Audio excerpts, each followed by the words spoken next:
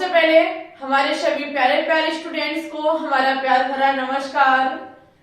आज हम आपके लिए क्लास 12 चैप्टर फर्स्ट केमिस्ट्री ठोस अवस्था का पार्ट 7 लेकर के आए हैं, जिसमें बात करेंगे निबिड़ संकुलन यानी कि क्लोज पैकिंग के बारे में। ये हमारा टॉपिक आने वाले सभी वनडे एग्जाम के लिए बहुत ज्यादा कीमती है, चाहे आप किसी की भी तैयारी करते हो, क्योंकि क्लोज पैकिंग से वनडे एग्जाम एक ना एक क्वेश्चन अवश्य पूछता है।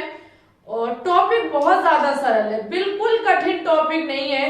ईमानदारी से बता रही हूं, अगर आप ईमानदारी से मन लगा करके पढ़ेंगे तो ये ईमानदारी से आपको समझ में आ जाएगा, ये बात तय है। ठीक है, सभी स्टूडेंट्स क्या काम करेंगे, कॉपी पेन को उठा लेंगे, जैसे जैसे हम चीजों को पढ़ाते चलेंगे मेरे साथ कॉपी में नोट डाउन करते रहेंगे। ठीक है, एक बार हम पीछे के पार्टों पर अगर गौर करें तो सभी विद्यार्थियों को पता है कि इस चैप्टर को अभी तक हमने जो कुछ भी कवर किया है वो बेहतरीन तरीके से किया है, जिसमें सबसे पहले हमने इस चैप्टर का इंट्रोडक्शन दिया आपको, उसके बाद जिसमें हमने आपको पदार्थ के टाइप्स को बताया, वहीं पर हमारे जो पदार्थ के टाइप्स थे वो ठोस, द्रव और गैस थे।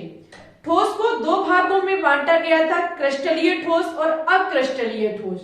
क्रिस्टलीय ठोस की ज्यामिति निश्चित होती है, जहां से हमारे क्रिस्टल जालक का निर्माण होता है, और क्रिस्टल जालक जो निर्मित होते हैं वो एकक कोशिका से होते हैं। ठीक है, वहीं पे हमने आपको एकक कोशिका के टाइप्स बताए, दो प्रकार से इनको बांटा गया था, एक तो कणों की व्यवस्था के आधार पर और दूसरा पैरामीटर के आधार पर। ठीक है, जो कणों की व्यवस्था के आधार पर था ये तो बहुत ज्यादा इंपॉर्टेंट है, एससीसी, एफसीसी, बीसीसी और ईसीसी, ये चारों ही आपके लिए बहुत ज्यादा कीमती है। ठीक है, उसके बाद हमने आपको प्रतिशत संकुलन क्षमता निकालनी सिखाई।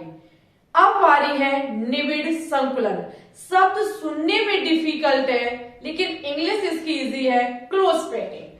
ठीक है, देखो अगर हम निबिड़ संकुलन की बात करें, क्लोज पैकिंग की बात करें, तो सभी को पता है ठोस जो होते हैं वो हमारे अवयवी कण से मिलकर के बने होते हैं। ठोस हो, द्रव हो, चाहे गैस हो, तीनों ही हमारे अवयवी कणों से मिलकर के बने होते हैं।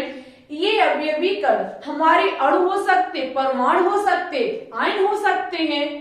ठीक है, तो ठोसों में जो अवयवी कण होते हैं वो इस प्रकार से व्यवस्थित हों कि इनके बीच जो रिक्त स्थान है वो बहुत ज्यादा कम हो, जिससे बनने वाली संरचना ही हमारी निबिड़ संकुलन कहलाती है। समझो हमारी बात को, हम यहाँ पर ठोस की बात कर रहे हैं, किसी ठोस जो कि अवयवी कणों से मिलकर के बना हुआ है, इन अवयवी कणों से जो ठोस मिलकर के बना हुआ है, इनमें अवयवी कण इस प्रकार से आपस में जुड़े हुए हों कि इनके मध्य रिक्त स्थान बहुत कम हो, और होता भी रिक्त स्थान कम है तो इससे जो बनने वाली हमारी संरचना होती है उसे ही निबिड़ संकुलन कहा जाता है। यहाँ पर हम जो अवयवी कण लेंगे वो एक गोले के रूप में मानेंगे, ठोस हमारा गोला माना जाएगा। ठीक है, तो सभी विद्यार्थी हेडिंग डालेंगे निबिड़ संकुलन। चलिए भाई मेरे साथ डालिए निबिड़ संकुलन।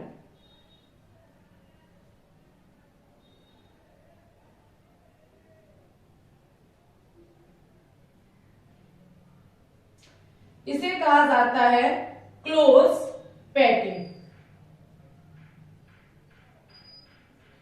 अच्छा, ये होता क्या तो आप समझ चुके होंगे कि अवयवी कणों को इस प्रकार से व्यवस्थित किया जाए कि उनके मध्य रिक्त स्थान कम हो, तो बनने वाली नई संरचना ही हमारी निबिड़ संकुलन यानी कि क्लोज पैकिंग कहलाती है। ठीक है, वनडे एग्जाम डेफिनेशन नहीं पूछता, यहां से प्रश्न उठाता है वो। अगर हम निबिड़ संकुलन की बात करें, क्लोज पैकिंग की बात करें तो इसे 3 भागों में बांटा गया। एक होता है हमारा एक विमीय निविड़ संकुलन, दूसरा होता है 2 विमीय निविड़ संकुलन और तीसरा होता है त्रिविमीय निविड़ संकुलन। ठीक है, 1 बाय 1 करके हम एक एक निविड़ संकुलन को कवर कराएंगे। सबसे पहले हम देखेंगे, सबसे पहला है हमारा एक विमीय निविड़ संकुलन। डालिए सभी विद्यार्थी हेडिंग एक विमीय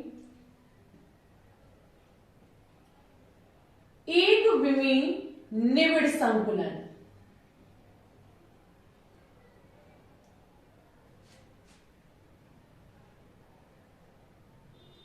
एक विमीय निविड़ संकुलन जिसे 1D कहा जाता है। ठीक है, जिसे 1D कहा जाता है।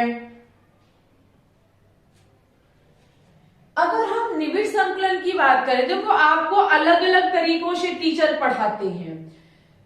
कई टीचरों का मानना ये है और समझाने का तरीका ये है कि सभी को पता है कि हमें जो आपकी एक्सेस होती है वो 3 होती है, एक्स वाई जेड। ठीक है, हम इनको लेकर के बात नहीं करेंगे, डिफिकल्ट वे हमको नहीं, ओनली ऑन इसी वे पर चलना है। ठीक है, अगर हम एक विमीय संकुलन की बात करें तो इसमें जो ठोस हमने गोले माने हैं, हमने ठोस के रूप में जो गोले माने हैं, जो अवयवी कण हैं हमारे, वो एक पंक्ति में व्यवस्थित होते हैं और उनकी शर्त ये है कि हर एक गोले का केंद्र एक ही लाइन में हो।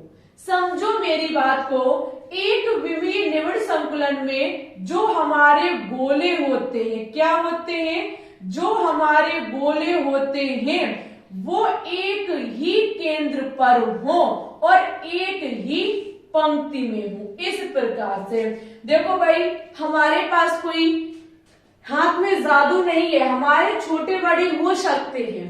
अब आप लोग अगर इतना सपोर्ट कर दें कि हम डिजिटल बोर्ड की व्यवस्था कर लें तो शायद ये समस्या भी ना रहे। अब डिजिटल बोर्ड होता तो हम वहां से आराम से रेशियो लेकर के आराम से गोले को बना लेते। अब भाई हमारे हाथ हैं, हाथ से हम कितना भी कम ज्यादा करने का प्रयास ना करें फिर भी हो जाएगा। ठीक है, यहाँ इस प्रकार का संकुलन यहाँ पर होगा। यहाँ पर संकुलन इस प्रकार से होगा जिसमें एक पंक्ति में ही गोले हमारे होंगे। जो गोले होंगे वो केवल एक पंक्ति में होंगे और इसकी शर्त ये है कि हर एक गोले का केंद्र जो है वो एक दिशा में ही होना चाहिए। अगर हम इनके केंद्र से लाइन को गुजारें तो लाइन बिल्कुल हर एक केंद्र को भेदती हुई जाए।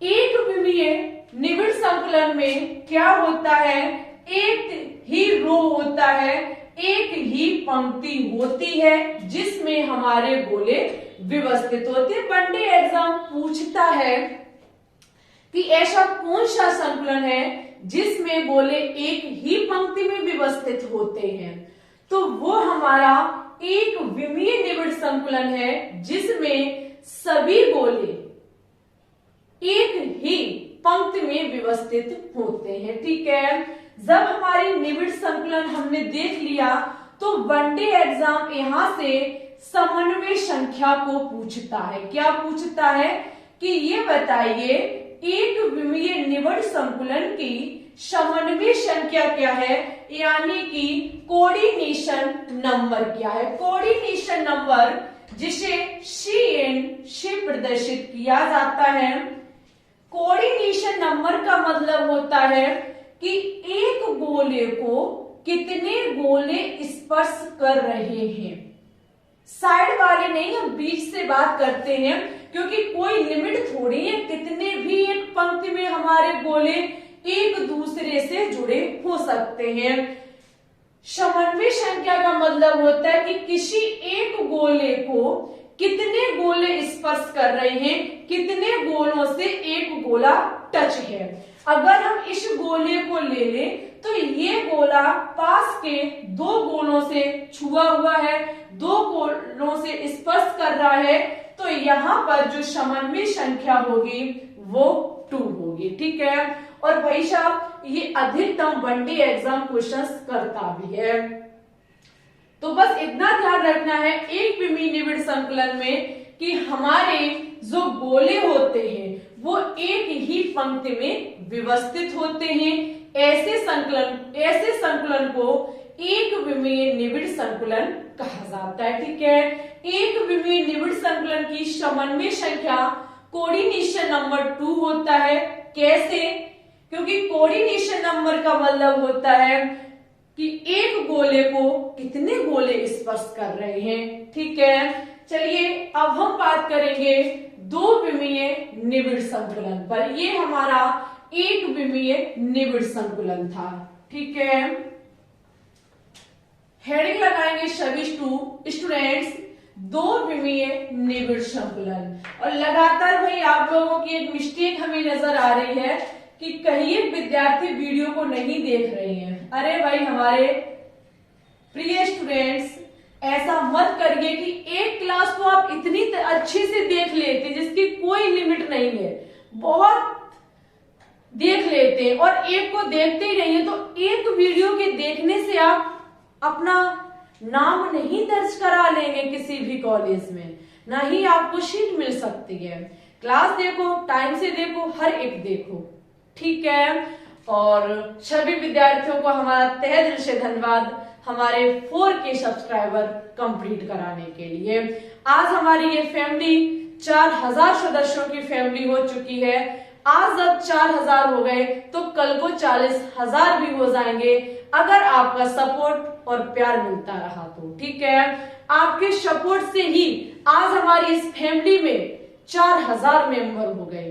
कोई छोटा टारगेट नहीं है, सोचो तो हमारे लिए बहुत बड़ा है। 4 से ही 40 होंगे कल को। ठीक है, इसी प्रकार से आप अपना सपोर्ट हमारे साथ बनाए रखें जिससे कि आप भी आगे बढ़ते रहें और हम भी आगे बढ़ते रहें। ठीक है, तो सेकंड है हमारा दो विमीय निबिड़ संकुलन, जो कि हमारा होगा 2D।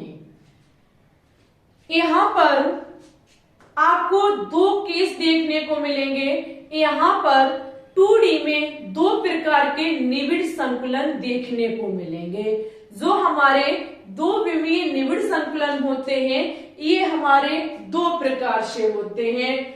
तो हम यहाँ अभी हेडिंग नहीं लगाएंगे, ऐसा ही छोड़ेंगे, हेडिंग बाद में लगाएंगे। दो विमीय निबिड़ संकुलन में सबसे पहला जो हम पढ़ने जा रहे हैं उसमें हम देखेंगे कि क्या होता है। ठीक है, इसमें क्या होता है, अभी आपने देखा था कि एक ही पंक्ति में जब हमारे गोले लगे हुए थे तो उसे कहा था एक विमीय निबिड़ संकुलन। तो पहले हम क्या काम करते हैं, एक विमीय निबिड़ संकुलन बनाते हैं। सभी गोले एक ही रो में हैं, एक ही पंक्ति में है, तो ये हमारा क्या हो जाएगा, एक विमीय निबिड़ संकुलन हो जाएगा। अब यहां पर दूसरी पंक्ति में भी गोले इस प्रकार से व्यवस्थित कर दिए जाएं कि पहली पंक्ति के नीचे दूसरी पंक्ति के गोले इस प्रकार से लगे हुए हों कि चाहे हम क्षैतिज तरीके से देखें और चाहे हम ऊर्ध्वाधर तरीके से देखें, केंद्र सभी का एक ही लाइन में आना चाहिए। यहाँ पर ये हमारी पहली पंक्ति है, ये हमारी पहली पंक्ति है। अब हम इसके नीचे दूसरी पंक्ति को इस प्रकार से व्यवस्थित करें, दूसरी पंक्ति के गोलों को हम इस प्रकार से व्यवस्थित करें कि हर एक गोला फर्स्ट पंक्ति के नीचे आना चाहिए। इसके केंद्र और इसका केंद्र बिल्कुल एक ही लाइन में आना चाहिए। ठीक है, अगर हम ऊर्ध्वाधर तरीके से देखें तो सभी गोलों का केंद्र एक समान हो, अगर हम क्षैतिज तरीके से देखें तो इनका भी केंद्र का मतलब होता है बीच वाला हिस्सा, तो एक ही हमारी रो में आना चाहिए। ठीक है, ये होता है हमारा सिस्टम। तो यहाँ पर हम बनाएंगे दूसरी पंक्ति। दूसरी पंक्ति का जो केंद्र है या फिर दूसरे पंक्ति के जो गोले हैं वो ठीक पहली पंक्ति के नीचे होने चाहिए। ठीक है, इस प्रकार से हमको बनाना होता है दो विमीय निबिड़ संकुलन का पहला केस। ठीक है, यहाँ पर पहली पंक्ति, दूसरी पंक्ति, चाहे हम तीसरी पंक्ति, कोई भी हम यहाँ पर पंक्ति को देखें, पहली, दूसरी, ठीक है, कोई भी हमारी पंक्ति हो,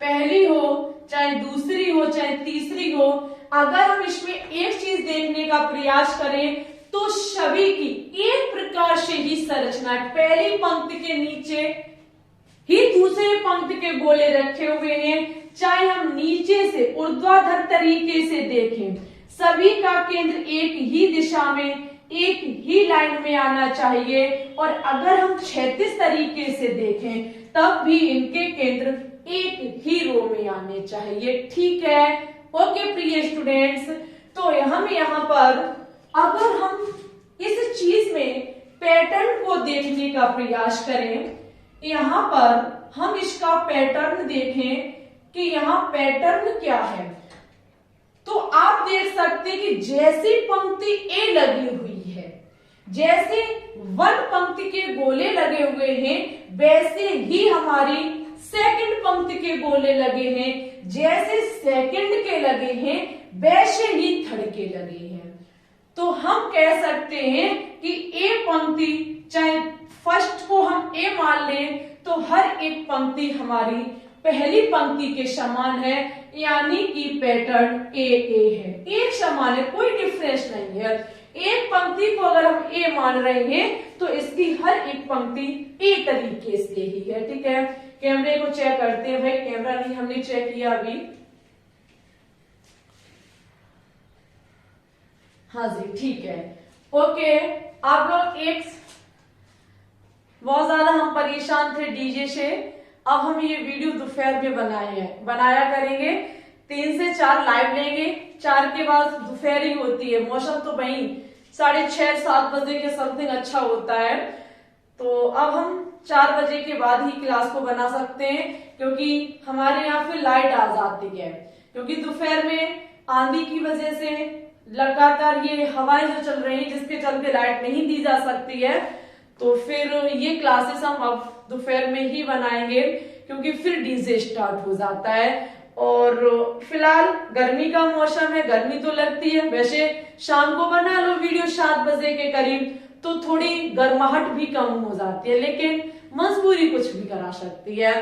पर गर्मी से हमें इतना नहीं है, क्योंकि घंटे 2 घंटे गर्मी को अगर झेल भी लेंगे तो कुछ नहीं हो जाएगा, लेकिन आपका नुकसान नहीं होना चाहिए, क्योंकि लगातार आप लोगों के कमेंट आते रहते हैं, मैम जी क्लास हमेशा कंटिन्यू रहे, इसी को देख करके क्लासें कंटिन्यू रखते हैं हम। तो यहाँ पैटर्न ये हो गया। ठीक है, हम यहाँ की समन्वय संख्या को देखेंगे। क्या देखेंगे? हम इसकी समन्वय संख्या को देखेंगे, कोऑर्डिनेशन नंबर देखेंगे। समन्वय संख्या का मतलब होता है कि एक गोले को कितने गोले स्पर्श कर रहे हैं। माना कि हमने कोई भी गोला उठा लिया, ये गोला उठा लिया, तो इस गोले को ये वाला गोला स्पर्श कर रहा है, ये वाला गोला स्पर्श कर रहा है, ये वाला कर रहा है और ये वाला कर रहा है, यानी कि यहाँ पर एक गोले को 4 गोले स्पर्श कर रहे हैं, तो यहाँ हमारी समन्वय संख्या 4 निकल गया। देखो हम परिभाषा नहीं किसी प्रकार की लिख रहे हैं, आप लिखना चाहें तो बना के लिख सकते हैं, स्वयं चीजों को बनाना सीखे हमारे प्रिय स्टूडेंट्स, लिख सकते हैं आप लोग। यहाँ पर अगर आप लिखना चाहें तो लिख सकते हैं कि संकुलन में ऐसी व्यवस्था जिसमें पंक्ति ए के सभी गोले और पंक्ति फर्स्ट और पंक्ति सेकंड के सभी गोले एक इस प्रकार से व्यवस्थित हों कि उनके केंद्र, चाहे हम क्षैतिज रेखा से देखें, चाहे हम ऊर्ध्वाधर चाहे क्षैतिज से देखें, तो उनके केंद्र एक समान होने चाहिए। एक ही दिशा में होने चाहिए, ठीक है। एक ही रेखा में हमारे सभी के केंद्र होने चाहिए। एक बिंदु में एक पंक्ति होती है और यहाँ पर हमारी 1 2 3 कितनी भी पंक्तियां हो सकती हैं, ठीक है। लेकिन पंक्ति के जो गोले हैं वो एक के नीचे एक होना चाहिए, ठीक है। ये चीज ध्यान में रखेंगे। अगर हम यहाँ पर एक गोला जिसको चार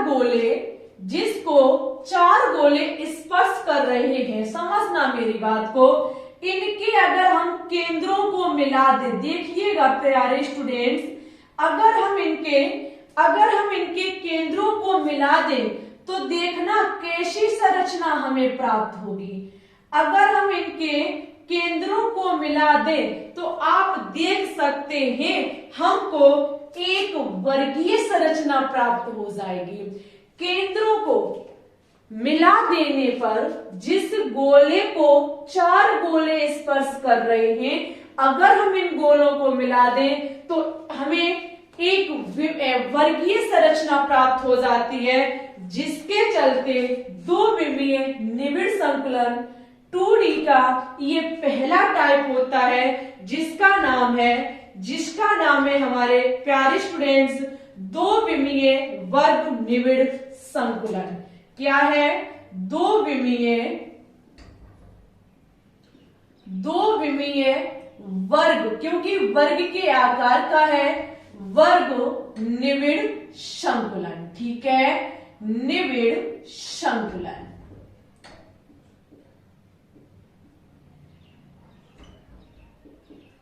ध्यान रखा करें इस चीज को, और ध्यान अब रहेगा आप लोगों को। हमने एक एक चीज स्पष्ट करके बता दी है कि यहाँ पर हमारा जो संकुलन है, यहाँ पर जो 2 विमीय निबिड़ संकुलन है, उसका कौन सा टाइप है? उसका वर्गीय टाइप है। क्यों?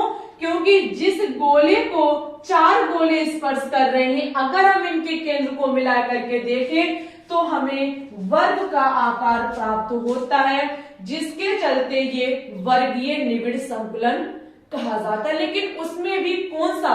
2 विमीय वर्गीय निबिड़ संकुलन, ठीक है, ओके। अगर हम यहाँ पर देखना चाहें, कभी कभी वनडे एग्जाम पूछ देता है कि यहाँ पर एकक कोष्ठिका कैसी है, यानी कि जो आपका वर्गीय निबिड़ संकुलन बना है वो किस चीज के बार बार दोहराने से बना है?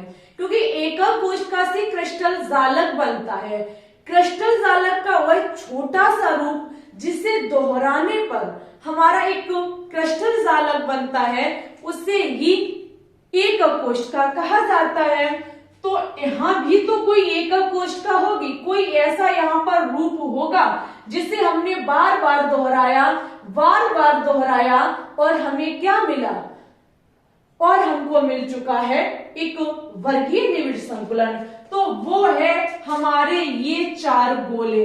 हम अगर ऊपर नीचे कहीं भी मान लो, अगर हम इन 4 गोलों को ले लें, 4 गोलों को हमने लिया और बार बार दोहराया, तो हमको जो प्राप्त हुआ वो 2 विमीय वर्ग निबिड़ संकुलन है। यहाँ पर जो एकक कोशिका है वो हमारी वर्गीय है। कैसी है? वर्गीय, क्योंकि 4 गोलों से हम देखेंगे इनका केंद्र मिलाकर तो हमें वर्ग के आकार की आकृति प्राप्त होगी। तो 2 विमीय वर्ग निबिड़ संकुलन में जो हमारी एकक कोशिका है वो वर्गीय है, ठीक है।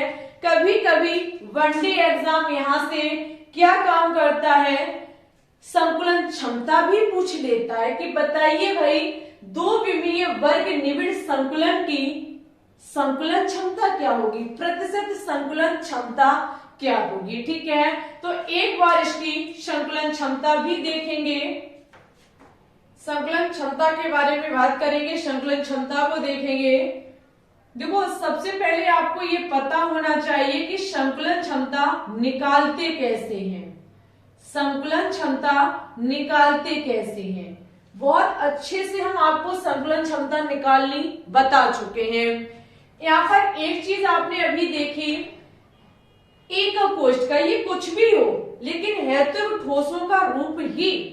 क्रिस्टल जालक में आपने देखी थी कि बार बार हम जब पुनरावृत्ति कर रहे थे, पुनरावृत्ति कहीं एससीसी की, कहीं बीसीसी की, कहीं ईसीसी, कहीं एफसीसी, इनकी जब बार बार हम पुनरावृत्ति करते हैं तो हमको एक क्रिस्टल जालक मिलता है, ठीक है। और जिस चीज की हम पुनरावृत्ति करते हैं वो हमारी यूनिट सेल यानी कि एक कोष्ठ का होती है। यहाँ पर जो हमारी एक कोष्ठ का है वो ये 4 गोले हैं, ठीक है, जो कि हमारे वर्गीय कहलाएंगे। क्या कहलाएंगे?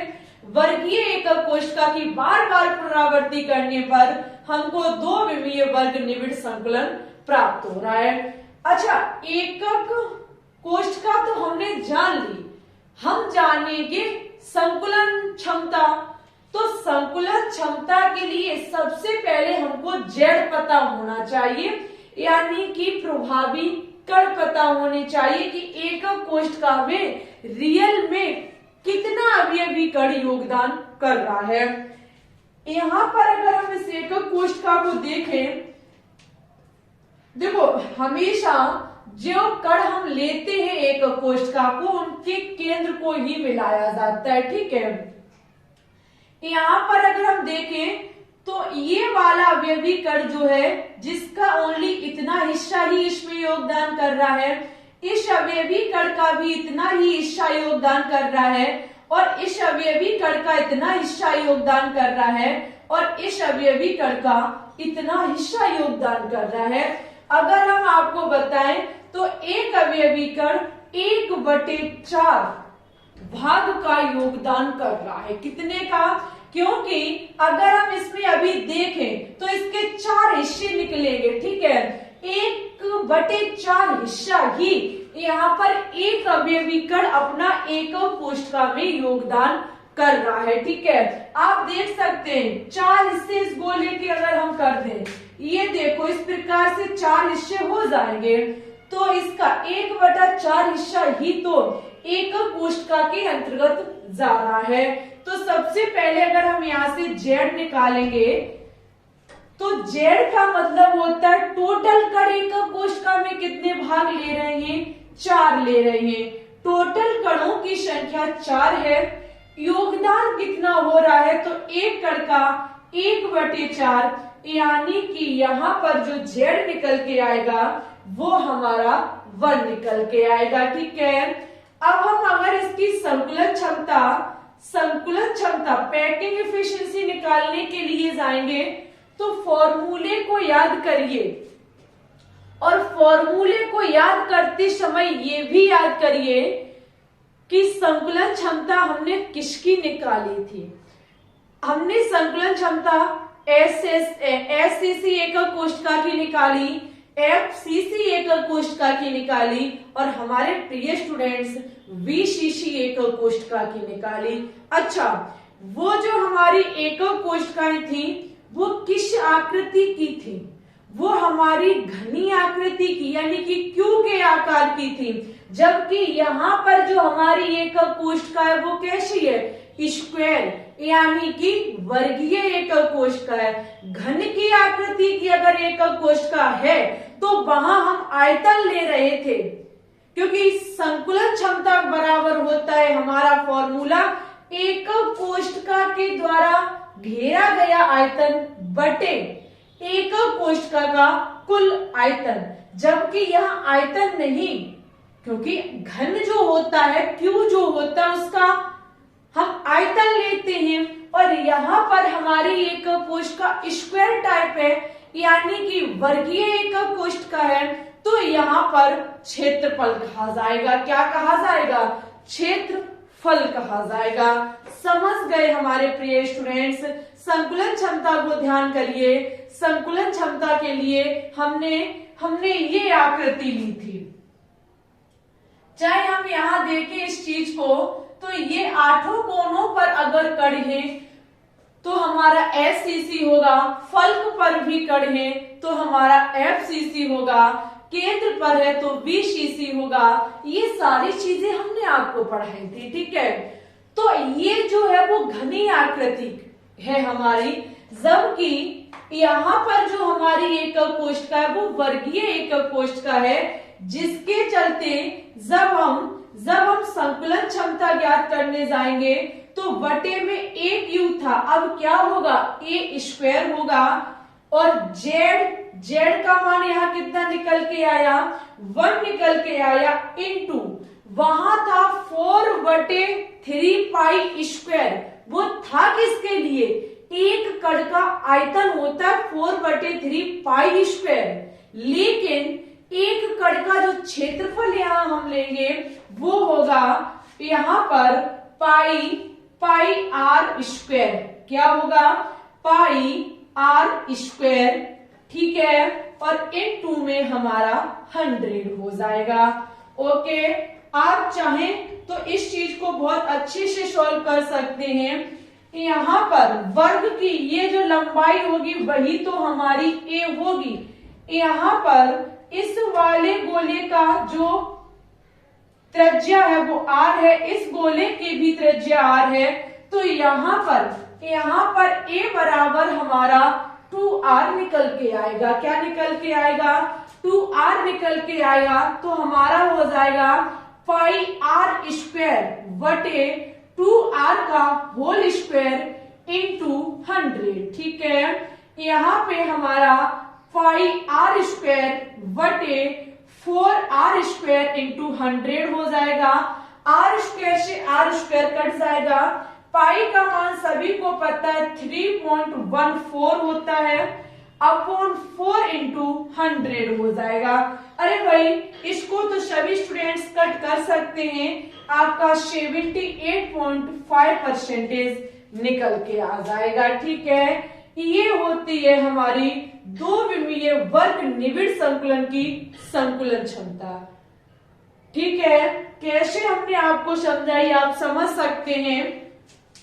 संकुलन क्षमता का मतलब होता है कि एकक कोष्ठका का जो घेरा गया यानी कि जो आयतन है उसके बटे एकक कोष्ठका का कुल आयतन इंटू 100। लेकिन आयतन कब लेते थे हम, जब हमारी घनी आकृति की एकक कोष्ठका थी। यहाँ पर हमारी वर्गीय एकक कोष्ठका है, तो यहाँ पर हमारा होगा z into pi R square बटे ए स्क्वायर इंटू 100, ठीक है।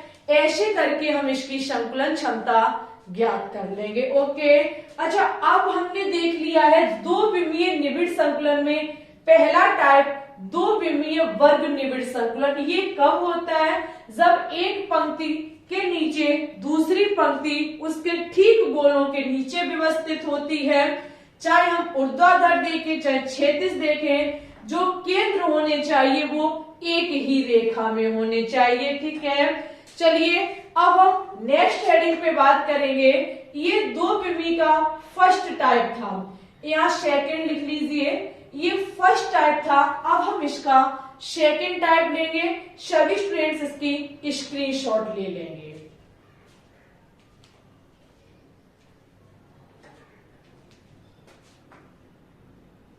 बहुत सारे स्टूडेंट्स कमेंट्स करते हैं, मैम आप कह तो देती हो कि स्क्रीनशॉट ले लीजिए, लेकिन कभी हटती नहीं हो। तो आज हम हट चुके थे कहीं एक सेकंडों के लिए, ठीक है। अब हम इसमें सेकंड देखेंगे, बहुत ज्यादा इंपॉर्टेंट है, very very important and most important निबिड़ संकुलन है हमारा।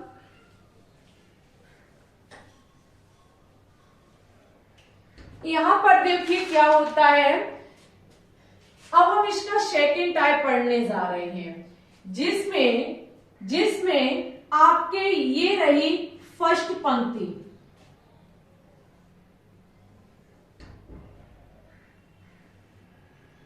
ये रही हमारी फर्स्ट पंक्ति। अब इसमें सेकंड पंक्ति के गोले जो व्यवस्थित किए जाएंगे वो फर्स्ट पंक्ति के गर्त या फिर अवनमन, किसमें, अवनमन में व्यवस्थित किए जाएंगे। सेकंड पंक्ति के गोले, अवनमन या गर्त का मतलब होता है ये दो गोलों के बीच का हिस्सा, यानी कि सेकंड पंक्ति के जो गोले होंगे वो फर्स्ट वाली पंक्ति के जो गर्त हैं, जिसे अवनमन कहा जाता है, उसमें व्यवस्थित किए जाते हैं। समझो हमारे प्यारे स्टूडेंट्स, जब दो गोलों के बीच में जब अदर पंक्ति के गोले व्यवस्थित किए जाते हैं तो ये हमारा दो विमीय निबिड़ संकुलन होता है। लेकिन इसमें भी कौन सा है वो अभी हम आपको बताएंगे, ठीक है। इस प्रकार से हमारे होने चाहिए।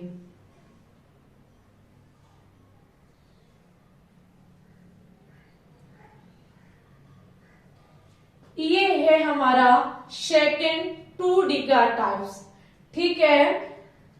इसमें एक चीज आप देख सकते हैं, माना कि ये हमारी फर्स्ट पंक्ति है, ये हमारी फर्स्ट रो है, ये हमारी सेकेंड रो है, ठीक है। ये हमारी थर्ड रो है यानी कि थर्ड पंक्ति है, और ये हमारी फोर्थ पंक्ति है, ठीक है।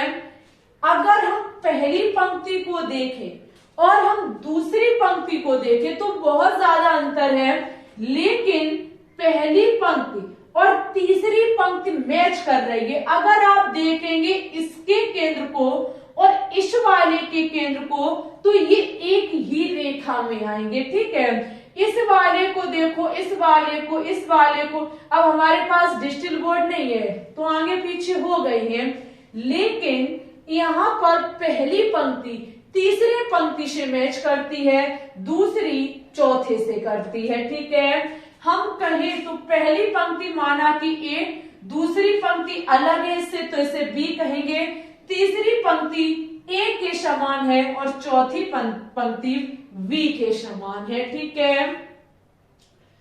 जब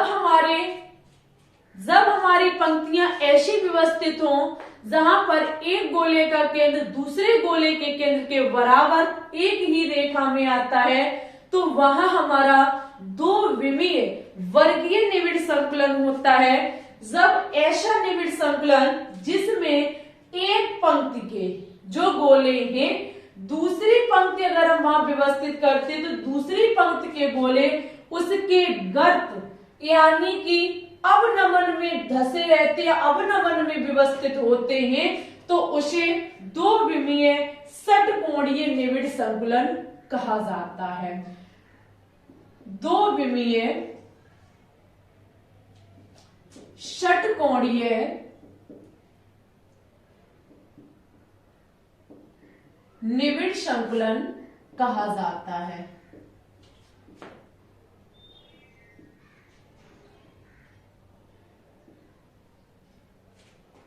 ठीक है, ये होता है दो विमीय षटकोणीय निबिड़ संकुलन। अगर हम यहाँ पर पैटर्न को देखें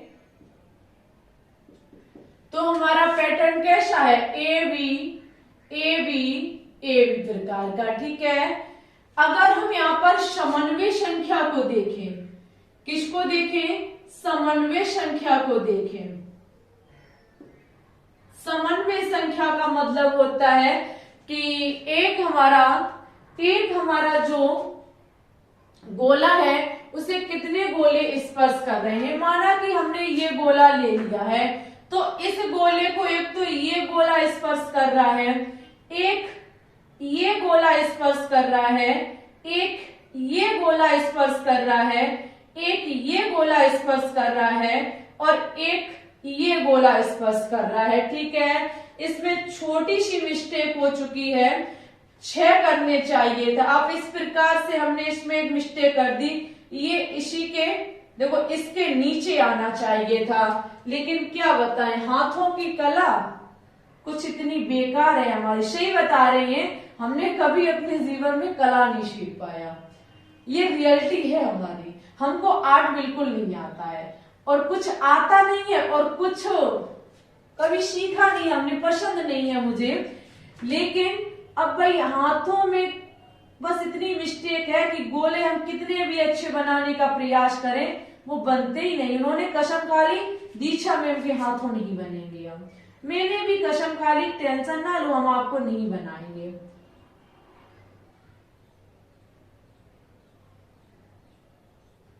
अब ये इससे दूर हो जाएगा क्योंकि ऊपर वाले मैंने बड़े कर दिए, नीचे वाले छोटे कर दिए। बहुत बड़ी समस्या है भाई। यहाँ डिजिटल बोर्ड होता तो हमको भी इतनी तकलीफ नहीं उठानी पड़ती। आप लोग हो सपोर्ट करते नहीं हो जो हम डिजिटल बोर्ड खरीद लें। कर दो भाई सपोर्ट, न इस प्रकार से ही बार बार हम वीडियो में ऐसे ही साफ करेंगे बनाएंगे, साफ करेंगे बनाएंगे, आपका समय बर्बाद होगा। हमारी तो मजबूरी है भाई।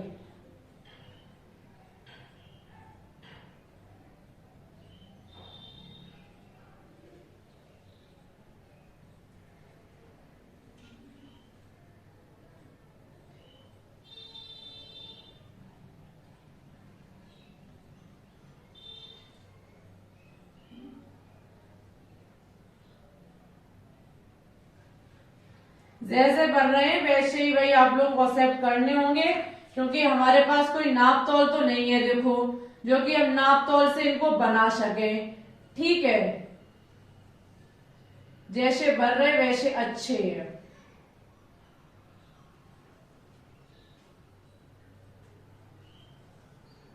क्योंकि बनती ही नहीं सही। अब हम अगर किसी एक गोले को उठा करके देखें तो हमको ये देखना होगा कि एक गोले को कितने गोले स्पर्श कर रहे हैं। माना कि हम इस गोले को उठा करके देखें तो इस गोले को 1 2 3 4 5 6 यानी कि एक गोले को 6 गोले स्पर्श कर रहे हैं। ठीक है, आप लोग इसे प्रकार से बनाना, नोट्स आपके एकदम बेहतरीन होने चाहिए। ठीक है, अब देखो कितना भी यहाँ हम करें सही लेकिन फिर भी हो जाता है तिरछा बेड़ा।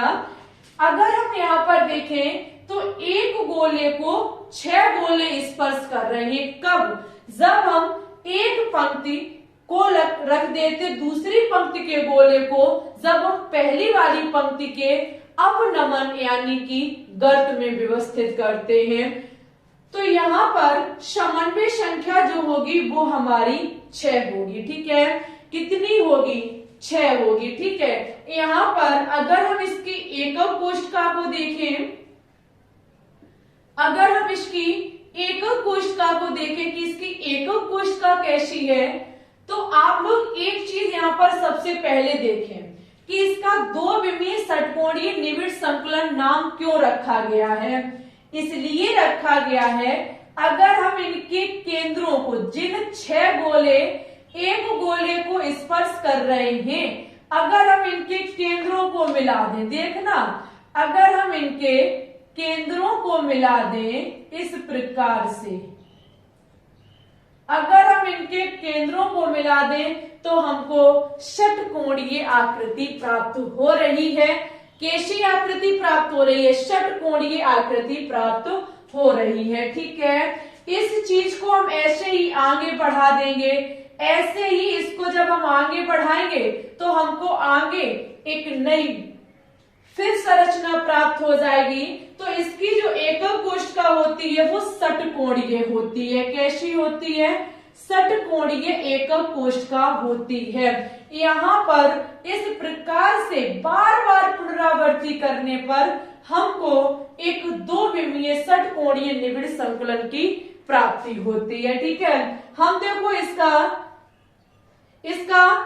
संकुलन क्षमता ज्ञात नहीं करेंगे क्योंकि बहुत हाई लेवल की संकुलन क्षमता इसमें पूछी जाती है। जैसे आप जेईई मेन का एग्जाम दे रहे हैं, नीट का एग्जाम दे रहे हैं, तब इसकी संकुलन क्षमता पूछी जाती है।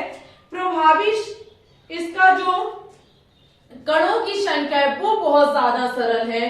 अगर आप जेड का मान देखना चाहें, प्रभावी कणों का मान देखना चाहें, तो प्रभावी कण का मतलब होता है कण इनटू जो कण योगदान कर रहा है। यहाँ पर टोटल कण कितने भाग ले रहे हैं? 6 ले रहे हैं। कितने हैं? 6 हैं। ठीक है, इनका योगदान कितना है? तो आप देख सकते हैं इसका इतना हिस्सा एक में योगदान है, दूसरी में फिर इतना होगा, तीसरी में इतना होगा, यानी कि एक अवयवी कण 1/3 योगदान करता है। एक एकक कोष्ठिका में इसका योगदान 1/3 है, एक अवयवी कण 3 एकक कोशिका को बनाता है या अपना कण शेयर करता है। तो यहाँ पर इनटू हम करेंगे 1/3। और अगर हम इस एकक कोशिका को देखें तो बीच वाला कण तो किसी से स्पर्श नहीं हो रहा है, ये किसी को नहीं छू रहा है, तो यहाँ पर ये भी तो इसके अंतर्गत लिया जाएगा, जिसके चलते हमारा 2+1 यानी कि 3 निकल के आएगा जेड का मान। ठीक है, प्रभावी कणों का मतलब होता है टोटल कण योगदान कितना हो रहा है। टोटल कण 6 है, एक बीच वाला कण किसी के साथ कोई योगदान नहीं कर रहा है, तो ये भी लिया जाएगा। जैसे हम फल्क को ले रहे थे, ध्यान करो, फल्क वाले कणों को जैसे हम ले रहे थे और एक कण 3 एकक कोशिकाओं में शेयर हो रहा है, जिसके चलते हमारे प्रभावी कणों की संख्या 3 निकल के आएगी। ठीक है, ये होता है हमारा 2 विमीय षटकोणीय निविड़ संकुलन। अब हम बात करेंगे त्रिविमीय निविड़ संकुलन पर, 3D पर बात करेंगे। और 3D निविड़ संकुलन पूरा 2 विमीय वर्गीय और 2 विमीय षटकोणीय निविड़ संकुलन से संबंधित है। तो फटाफट इसकी स्क्रीनशॉट ले लीजिए। अब हम देखेंगे त्रिविमीय निविड़ संकुलन। हेडिंग लगाइए सभी विद्यार्थी, त्रिविम निविड़ संकुलन। त्रिविमीय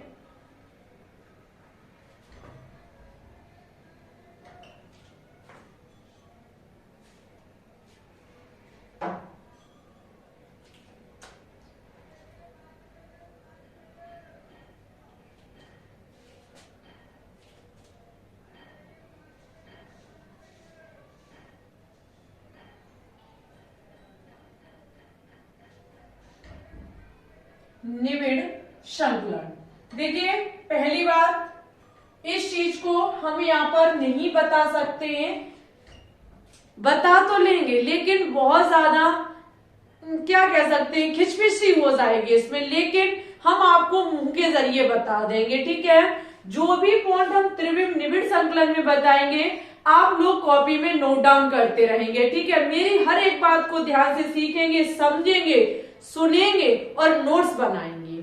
ठीक है, उससे पहले एक बात और आपसे बोलना चाहते हैं कि आज शाम 3 बजे अभी तक सॉलिड स्टेट में हमने जो भी पढ़ाया है इसका मॉक टेस्ट नंबर फर्स्ट होगा। ठीक है, इस चैप्टर की अभी लगभग 2-3 क्लासेस और हम लेकर के आएंगे, तब जाकर के ये टॉपिक हमारा फिनिश हो पाएगा, ये चैप्टर हमारा सॉलिड स्टेट फिनिश हो पाएगा। ठीक है, तो हम चाह रहे हैं कि इसका मॉक टेस्ट ले लिया जाए। जिन टॉपिक को हमने अभी तक पढ़ा दिया है इस चैप्टर में, उसी का आज शाम 3 बजे मॉक टेस्ट लिया जाएगा। सभी विद्यार्थियों से हमारा एक प्यार भरा निवेदन है कि हमारे प्यारे स्टूडेंट्स शाम 3 बजे लाइव आने से पहले हर एक क्लासों का रिवीजन कर लें। ठीक है, धुआंधार, जबरदस्त, आउटस्टैंडिंग, फैंटास्टिक क्वेश्चंस आज शाम 3 बजे की लाइव स्ट्रीम में देखने को मिलेंगे। ठीक है, ओके, आज शाम 3 बजे नहीं, आज कितनी तारीख है, आज 10, कल 11 को, क्योंकि आज शाम 3 बजे तो हम जनरल केमिस्ट्री के क्वेश्चंस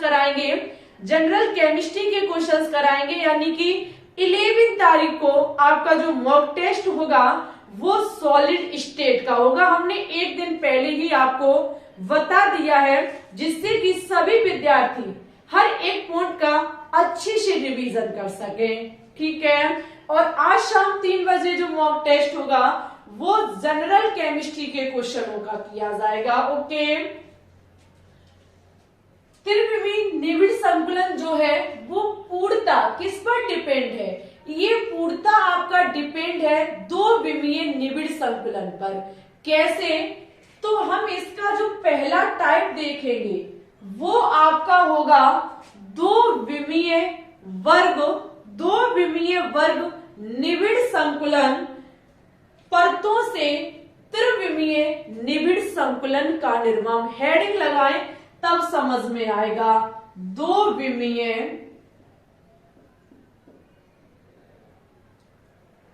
दो विमीय वर्ग निबिड़ संकुलन। अच्छा, ये आपने अभी पढ़ा, दो विमीय वर्ग निबिड़ संकुलन। दो विमीय वर्ग निबिड़ संकुलन परतों से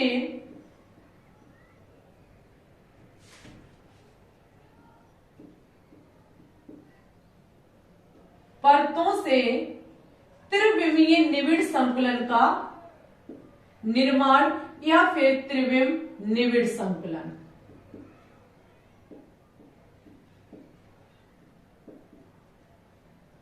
मारिए सभी विद्यार्थी इतनी बड़ी हेडिंग को। इतनी बड़ी हेडिंग है हमारी त्रिविमीय निबिड़ संकुलन के पहले प्रकार की, जिसमें हम जो ये देखेंगे पढ़ेंगे वो किसके अकॉर्डिंग, दो विमीय वर्ग निबिड़ संकुलन जो अभी आपने पढ़ा, इसकी परतों से त्रिविमीय निबिड़ संकुलन। अच्छा, अभी आपने जो दो विमीय वर्ग निबिड़ संकुलन देखा था वो किस प्रकार से था, वो आपका इस प्रकार से था कि ये रही हमारी पहली पंक्ति, इस पंक्ति के नीचे जो दूसरी पंक्ति होगी उसके गोले पहले वाली पंक्ति के ठीक नीचे होने चाहिए, चाहे हम ऊर्ध्वाधर से देखें चाहे हम क्षैतिज से देखें, इनके केंद्र एक ही रेखा में होने चाहिए। ठीक है, ये है हमारी, खूब बड़े बड़े बना दिए नीचे जाके हमने, ये है हमारे दो विमीय वर्ग निबिड़ संकुलन। अब हम क्या काम करें, इसको अगर हम देखें तो ये हमारी पहली पंक्ति, ये दूसरी पंक्ति, ये तीसरी पंक्ति, सभी पंक्तियां हमारी एक समान है, किसी में कोई भी छोटा बड़ा मजला बीच का कुछ भी नहीं है, सभी एक समान है। अगर हम इसको देखें तो ये हमारी पहली परत है। कितनी परत है, एक परत है। अब हम क्या काम करें, गोलों की दूसरी परत को लेकर के इसके ऊपर रख दें, यानी कि दूसरी पंक्ति लेकर के आए और इन्हीं गोलों के ऊपर रख दें, तो इससे हमारी कौन सी पंक्ति परत बन जाएगी, ये हमारी बन जाएगी दूसरी परत। कौन सी परत हो गई हमारी, दूसरी परत। अब देख सकते हैं आप, हमने लिखा है दो विमीय वर्ग निबिड़ संकुलन और उसके ऊपर परतों से त्रिविमीय निबिड़ संकुलन बनके तैयार होता है। ऐसे हर एक गोले के ऊपर दूसरी परत चढ़ी होती है। हर एक गोले के ऊपर जब दूसरी परत चढ़ी होती है तो इसी को कहा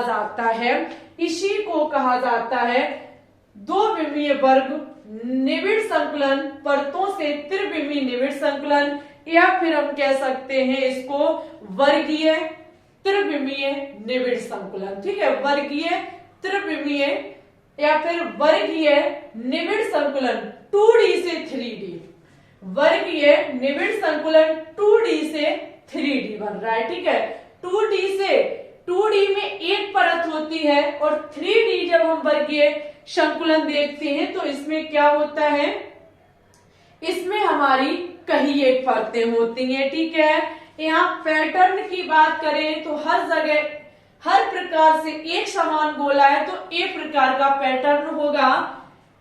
यहाँ पर अगर हम एक कोष्ठका को देखने के बारे में सोचें तो एक चीज बताइए, इसमें एक कोष्ठका कौन सी है, वर्गीय एक कोष्ठका है। कौन सी एक कोष्ठका है, वर्गीय। किस कब, जब हम दो विमीय वर्गीय एक कोष्ठका को देखते हैं तो हमारी वर्गीय एक कोष्ठका बनती है। इस चार गोले को हम उठा लें, 1 2 3 4, इन चार गोलों के ऊपर दूसरे चार गोले रख दिए तो दूसरी परत हो गई, तभी तो 2D से हमारा 3D बन चुका है। अच्छा, ध्यान करिए SCC को, करिए ध्यान, किसे, SCC को, सरल मूलभूत एकक कोशिका को जिसमें चार जो हमारे अवयवी कण होते हैं वो आगे होते हैं और 4 अवयवी कण हमारे पीछे होते। इस प्रकार से इसमें जो हमारे पहले परत में 4 गोले हैं वो पीछे साइड के हमारे हो जाएंगे और दूसरी परत के जो गोले होंगे वो हमारी बाहर साइड के हो जाएंगे। अगर हम इसमें कहें तो कह सकते नहीं कहेंगे कि यहाँ पर जो हमारा वर्गीय निबिड़ संकुलन 2D से 3D वाला है, इसमें एकक कोशिका हमारी कैसी होती है? SCC। कौन सी एकक कोशिका होती है? SCC। SCC के बारे में आपको A to Z जानकारी है। प्रभावी कण 1 होता है और संकलन क्षमता 52.4% होती है।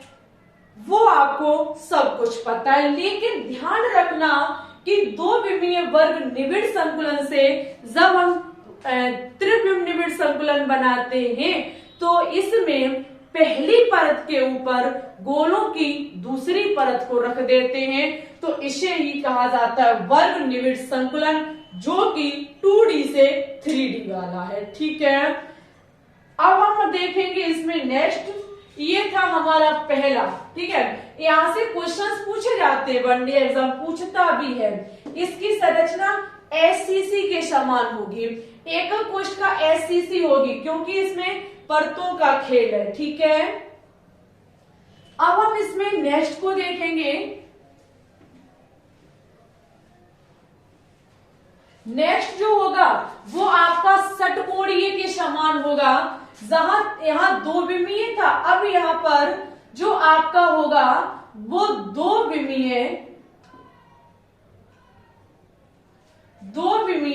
षटकोणीय निबिड़ संकुलन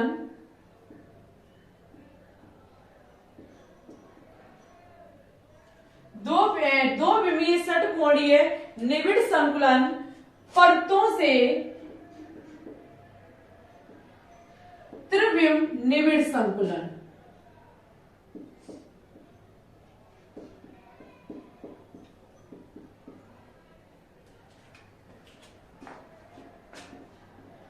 वैसा ही यहाँ पर भी कुछ होने वाला है। सभी स्टूडेंट्स को पता है कि 2 विमीय षटकोणीय निबिड़ संकुलन क्या था, जहां पर हमारे जो गोले थे, जहां पर हमारे फर्स्ट पंक्ति के जो गोले थे उनके जो ये अवनमन होते, जो गर्त होते हैं, इनसे हमारे दूसरे पंक्ति के गोले व्यवस्थित होते हैं। ठीक है, इस प्रकार से हमारा था षटकोणीय 2 विमीय निबिड़ संकुलन। यहां पर अगर हम देखें किसको, षटकोणीय निबिड़ संकुलन 2D से 3D वाला, तो यहां पर क्या होता है? परतों का खेल होता है। यहां पर दूसरे गोलों की परतें आएंगी जो कि पहली पंक्ति और दूसरी पंक्ति के बीच में ये जो खाली स्थान है, इनके बीच इनकी परत आकर के लग जाएगी। ठीक है, इनके बीच जब हमारी परत आकर के लगेगी तो इसे कहा जाता है हमारे प्यारे स्टूडेंट्स त्रिविमीय षटकोणीय निबिड़ संकुलन परतों से त्रिविम निबिड़ संकुलन। यानी कि पहली परत के पंक्तियों के बीच जो गैप है, ये वाला जो गैप है, इसको भरेगा आकर के सेकंड परत। अब सेकंड परतों के बीच आप देख सकते हैं ये रहा गैप, इनको भरेगा तीसरी वाली परतों का गोला, यानी कि तीसरी परत जो आएगी वो भरेगी इन गैप को। यहाँ पर जो आपकी दो विमीय षटकोणीय निबिड़ संकुलन से जब हम परतों से त्रिविम निबिड़ संकुलन बनाते हैं तो षटकोणीय जो दो विमीय थी उसको पहली परत हो जाएगी, फिर दूसरी परत जो रखेंगे वो ऐसे रखेंगे जो पहली परत के पंक्तियों के बीच जो जगह है, खाली रिक्त स्थान है, वो हमारी सेकंड परत के गोलों के अंदर आ जाए। अब सेकंड परत के जब गोले बन गए तो उनके बीच ये रिक्त स्थान हो गया, तो इनके ऊपर तीसरी परत चढ़ा दी जाएगी और ये परत तब तक चढ़ती रहती है जब तक अंततः हमारा एक रिक्त स्थान बच जाता है। ठीक है, ये होता है हमारा त्रिविमीय षटकोणीय या फिर हम बोले षटकोणीय निबिड़ संकुलन 2D से 3D परतों का खेल। ठीक है, यहाँ पर संरचना एकक कोशिका की ध्यान रखेंगे FCC होती है। ठीक है, यहाँ पर हमारी FCC होती है। हमारे पास कोई ऐसे फिगर नहीं है जो हम यूं यूं करके आपको दिखा दें। ठीक है, जब हमारे पास डिजिटल बोर्ड ही नहीं है अभी, हर एक जो भी यहाँ पर इसकी इमेजें हैं वो सभी की आपको यहाँ सेट दिखेंगी। ठीक है, सभी की हमने बन करके सेटें लगा दी हैं। आप लोग इस प्रकार से इन चीजों में इनको देख सकते हैं। तो यहीं पर हमारा क्लोज पैकिंग समाप्त होता है, जिसमें आपने पहला देखा एक विमीय संकुलन, एक विमीय निबिड़ संकुलन जिसमें एक ही पंक्ति में गोले आपके व्यवस्थित होते हैं। दो विमीय में आपने पहला देखा वर्गीय, जिसमें एक गोले के नीचे दूसरा गोला व्यवस्थित होता है। पंक्तियां इस प्रकार से व्यवस्थित होती हैं जिसमें सभी गोले एक दूसरे के नीचे व्यवस्थित हों। वहीं पे आपने दो विमीय षटकोणीय देखा था, जहां पर एक पंक्ति जो थी उसमें दूसरी पंक्ति जो व्यवस्थित कर रहे थे वो उनके गर्त या फिर अवनमन में हमारे गोले व्यवस्थित होते हैं। त्रिविमीय में हमने देखा था जो आपका वर्गीय निबिड़ संकुलन है उसमें 2D से 3D, जहां पर एक परत दूसरे परत के गोले को ढक रही है, और इसी प्रकार से हमने षटकोणीय भी देखा 2D से 3D। ठीक है, यहीं पर हमारा निबिड़ संकुलन समाप्त होता है। इसी के साथ आपका 11 जुलाई शाम 11 जुलाई नहीं 11 अप्रैल, ठीक है, 11 अप्रैल शाम 3 बजे इसका ठोस सॉलिड स्टेट चैप्टर का फर्स्ट मॉक टेस्ट लिया जाएगा। अभी इसकी कुछ 1-2 क्लासेस और हम प्रोवाइड कराएंगे, वैसे ही ये चैप्टर हमारा समाप्त हो जाएगा। ठीक है, सभी विद्यार्थियों को आज की क्लास कैसी लगी कमेंट बॉक्स में कमेंट करके जरूर बताएंगे। अच्छी लगी हो तो प्लीज इसे लाइक कर दें, शेयर न किया हो दोस्तों के साथ तो शेयर भी कर दें।